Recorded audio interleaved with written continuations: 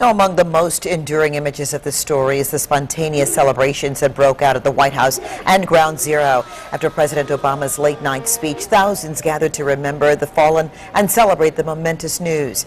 Our producer, Kevin Hurton, was among the crowd at the White House, and he takes us there in his own words. You know, we're getting sort of close. We could see the White House in the distance, and immediately you could start hearing the chanting, USA, USA, USA, and you could hear drums and just screams of emotion.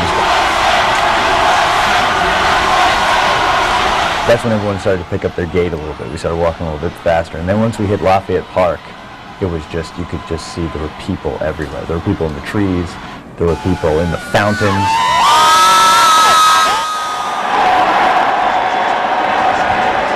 And it was this weird mix of the familiar and the unfamiliar.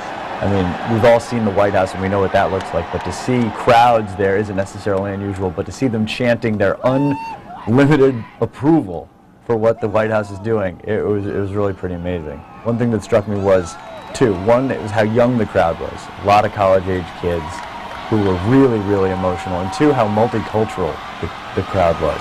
You know, you'd have a Georgetown sophomore right next to an African cabbie, just chanting the same thing, USA, USA. I think there was also an awareness of place and time. This was a historic moment, and everyone knew it.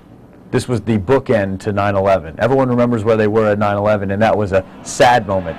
People were enjoying the fact that they'd always remember this as a happy moment.